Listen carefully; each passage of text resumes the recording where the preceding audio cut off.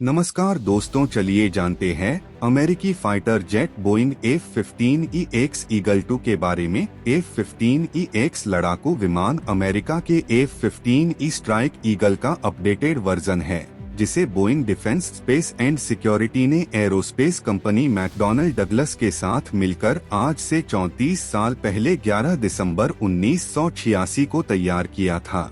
लगभग 2 साल बाद F-15E का पहला विमान 30 सितंबर 1989 को अमेरिकी वायुसेना में कमीशन किया गया था। हवा से हवा में मार करने के मामले में इस फाइटर एयरक्राफ्ट का कोई तोड़ नहीं है। इसकी एरोडायनेमिक बनावट के कारण इसे मल्टीरोल एयरक्राफ्ट की श्रेणी में बेहतरीन माना जाता है। F-15EX ईगल 2 के अलग अलग वेरिएंट कई देशों की वायुसेना में शामिल हैं।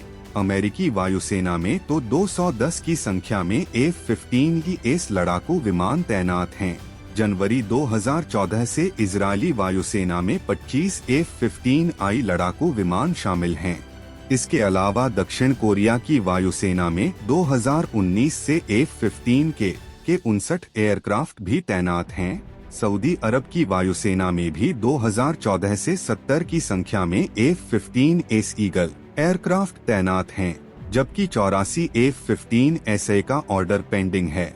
सिंगापुर की वायुसेना में भी 70 F-15SG लड़ाकू विमान शामिल हैं। बोइंग का दावा है कि F-15EX ईगल 2 लड़ाकू विमान कई युद्धों में अब तक दुश्मनों के 100 से ज्यादा एयरक्राफ्ट को निशाना बना चुका है, जबकि युद्ध के दौरान अब तक कोई भी F-15 दुश्मन की वायुसेना का शिकार नहीं बन सका है। अमेरिकी एयरफोर्स का दावा है कि F-15EX लड़ाकू विमान अपने पुराने वर्जन से हर मायने में अलग है। F-15EX में नए fly by wire flight control, एक नया इलेक्ट्रॉनिक युद्ध प्रणाली और उन्नत कॉकपिट सिस्टम के कारण यह दुश्मन के एयरक्राफ्ट पर भारी पड़ता है। अमेरिका दरअसल F-15 स्टील्थ लड़ाकू विमान को बना रहा था। जब इस विमान की लागत काफी बढ़ गई तो अमेरिकी रक्षा मंत्रालय चिंतित होने लगा। अमेरिका को बड़ी संख्या में लड़ाकू विमान की जरूरत थी, लेकिन बजट की कमी के कारण वह F-35 को बड़ी संख्या में खरीद नहीं सकता था। इसलिए F-15EX को इसके पुराने मॉडल से विकसित किया गया, जिसमें कई सारी खूबियां F-35 से भी शामिल की गयीं। भार और बनावट के संदर्भ में F-15EX राफेल से काफी बड़ा है। F-15EX का अधिकतम भार लगभग 36 टन है, जो कि Su-30 MKI के लगभग बराबर है। सुखोई Su-30 MKI लड़ाकू विमान भारतीय वायुसेना का रीढ़ माना जाता है। बोइंग का दावा है कि F-15EX 13 टन से अधिक वजन के हथियार और ईंधन लेकर उड़ान भर सकता है, जबकि राफेल की क्षमता 9.5 टन की है। बोइंग का यह भी दावा है कि एक F-15EX 22 एयर टू एयर मिसाइलों को ले जा सकता है, जो अब तक बनाए गए किसी भी लड़ाकू विमान में सर्वाधिक है। F-15EX को मल्टीरोल फाइटर एयरक्राफ्ट माना जाता है। यह विमान 13,607 किलोग्राम वजन के बराबर का बम लेकर उड़ान भरने में सक्षम है।